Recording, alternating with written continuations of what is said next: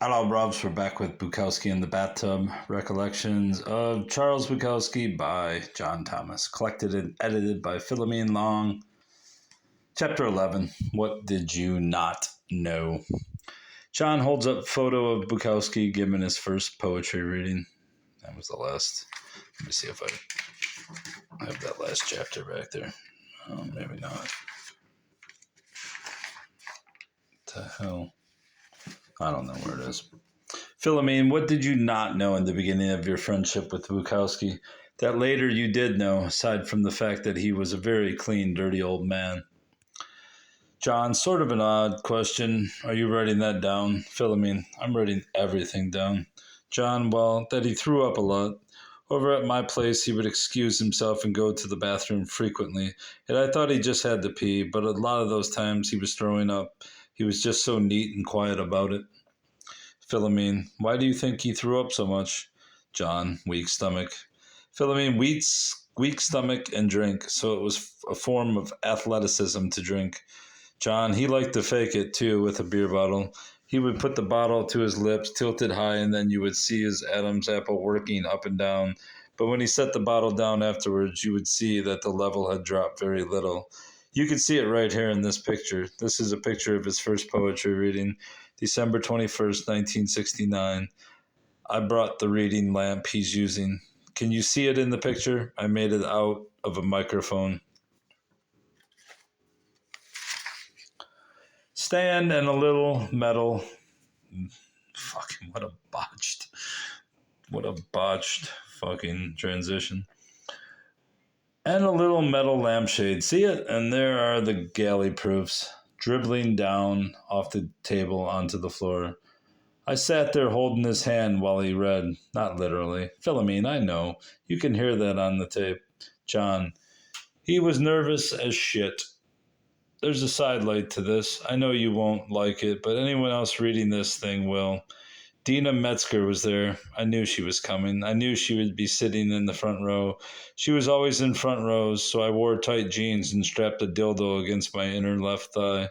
Philomene, you didn't. John, an 8-inch one. She couldn't take her eyes off it all evening. Philomene, so it looked like you had an 8-inch erection the whole time Hank was reading. John, no, it didn't look like I had an erection. It looked like it was 8 inches long, soft. Philomene, did you laugh? John, Hank laughed afterwards. He didn't notice it until afterwards. He said, Jesus Christ, baby, let me see that thing. I said, sorry, Hank, no. And Dina can't see it either. But I'd let you see it before I'd let her see it. Did I tell you about the cat? Philomene, go on. John, he was reading from galley proofs, which are long, narrow strips.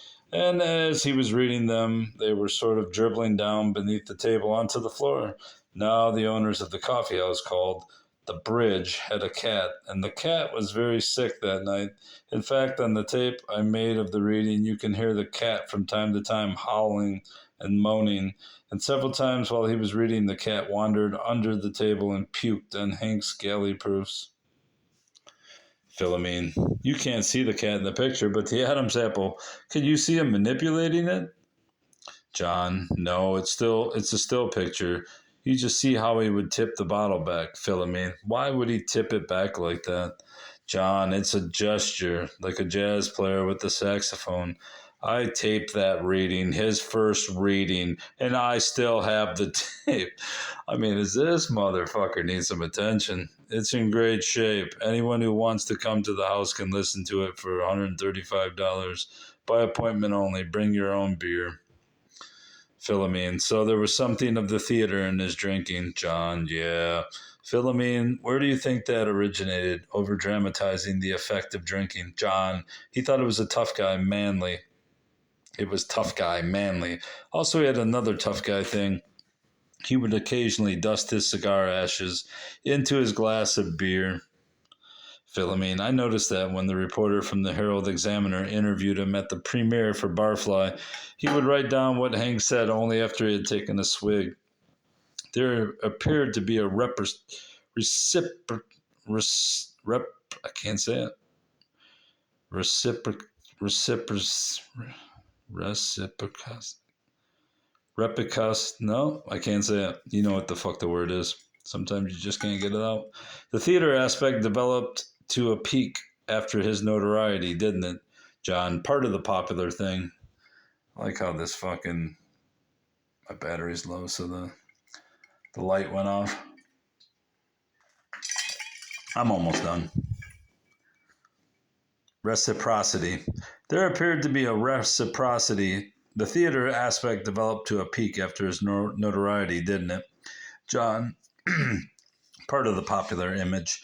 Philomene, and he took it from the 30s movies, John. 30s and 40s. He used to brag that the last movie he had seen and the last book he had read was Lost Weekend by Ray Milland.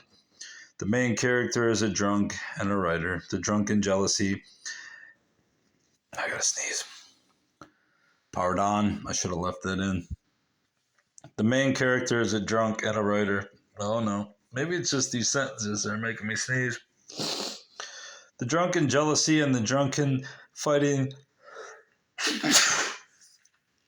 with the woman, Philomene. He had that theme already. John. He would fake a lot of that. I remember a party at Linda King's house in Silver Lake. He began to work up this number that she was flirting with all the men at the party. And at one point he took his half-full beer bottle and threw it at her from 6 feet away. Quit supposed to be quite obviously, but quit obviously deliberately missed. Smashing against the wall. Philomene, was she flirting? John, not really. Philomene, what else? John, something else about his faking. He wasn't very well read, but he liked to pretend that he had read practically nothing at all. The self-made genius. He would deliberately mispronounce names, so Sigmund Freud became Sigmund Freud. Philomene, and Wagner was wag like a dogner. John, Goethe would be goat. That's pretty fucking good. Goat. I'm going to start saying goat now, Bob. Philomene, it would come out inadvertently in conversation that he had read a lot more than that. Anything else he would fake? John, nothing comes to mind right now. Goat. I'm sure there's a lot more he would fake and a lot more I would remember. But, Philomene, oddly enough, he faked his essentials, books, and drink.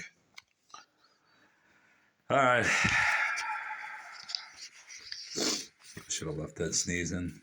It would enhance this rendering.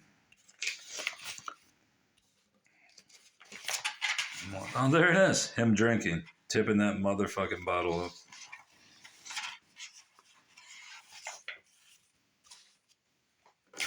See? It wasn't all lost. Goodbye.